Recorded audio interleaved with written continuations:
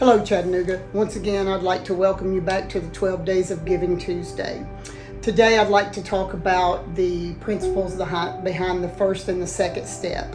The first step, we admitted we were powerless over alcohol and that our lives had become unmanageable.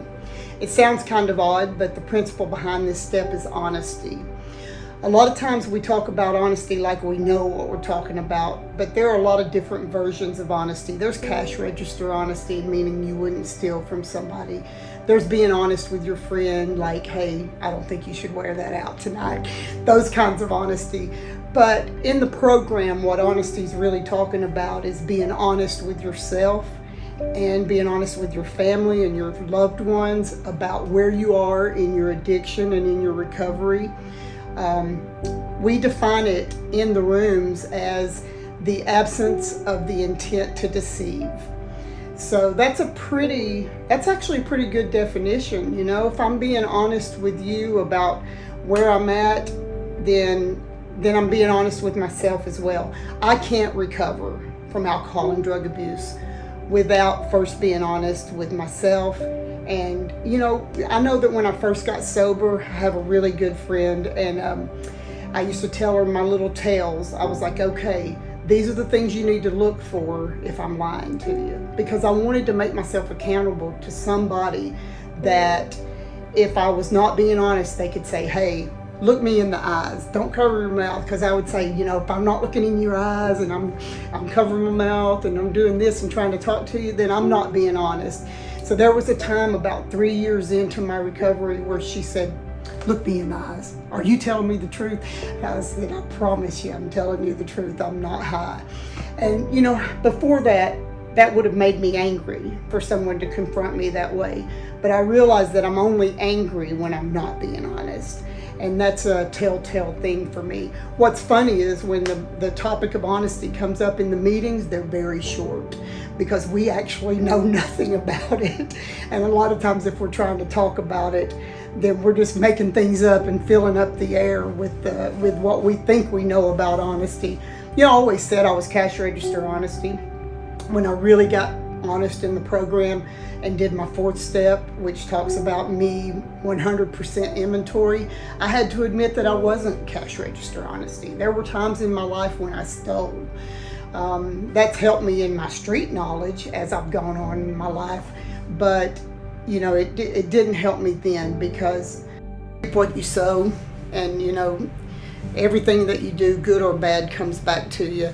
So I really just want to put good out into the world right now, and I want to teach the girls that are in our launch pad how to be honest and what that means, and what it means to their family, you know, and not to get angry when people confront you about it, because you've taught them that you're dishonest. I taught my friend that I was dishonest, and that's why I had to give her permission to confront me. So there's not much else to say about it, but honesty is the principle behind the first step. It also talks about we admitted we were powerless, but the true key is to accept. Once we've accepted that we're an alcoholic, then we can move on. Because I admitted I was an alcoholic for a long, long time. I mean, I even bought a charm bracelet that had a bird sign on it because of all the people, and a razor blade, by the way, just so I could say to people, I'm not hurting you. I'm only hurting myself, and it should be none of your business. But the honesty of it is we do hurt the people that we love. And I hope that I've grown from that. The principle behind the second step is hope. Came to believe that a power greater than ourselves could restore us to sanity. Before we can believe that a power greater than us is going to restore us to sanity, it's important to talk about what sanity is. We talk about sanity as being doing the same thing over and over again and expecting different results. So if I continue to drink and drive and I get DUIs, and then I go, why do I keep getting DUIs? Well, I'm drinking and driving. And it sounds really simple, but to an alcoholic, it's not that simple. So if I go into these rooms and I have zero hope that God is going to restore me to some kind of sanity, then there's no reason to do the steps. There's no reason to go to meetings. Without hope, there's no reason to try. If I have told myself over and over, which I did for 25 years, that I cannot stop, then I won't stop.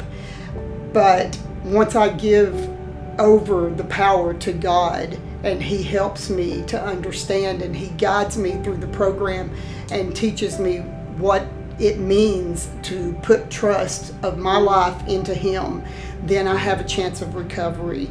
I know I talked a little bit last year about my friend Dr. Brian that killed himself. I had about 9 months sober, hadn't done step 2 yet, and I went into the rooms and I was like, you know, if I'm going to be miserable and kill myself, why am I even getting clean? You know, and they said, you know, you don't have to be like him. Misery is optional. You know, if you want to get sober, you can get sober, but the misery of being sober, that's optional. We have to understand that life goes on for us, that we are not a glum lot. We say in there quite often. We can still enjoy life. I've enjoyed life now for 20 years, alcohol and drug free, and I have an amazing life. I have an amazing life thanks to the program, thanks to my honesty, thanks to my hope in God, and thanks to my faith in God, which we'll talk about in step 3. But it's just very important to understand the principles behind these, because they are also character assets and they're positive parts of us. So long we've thought about all the negative parts of us and we had nothing to offer the world, and that was never true. Even in our brokenness, we had something to offer the world. But now as I'm growing and I'm more complete, then I really know what I have to offer the girls that are in this program and the girls that are in our launch pad. So help us out in any way you can, and we'll talk again tomorrow on the next step.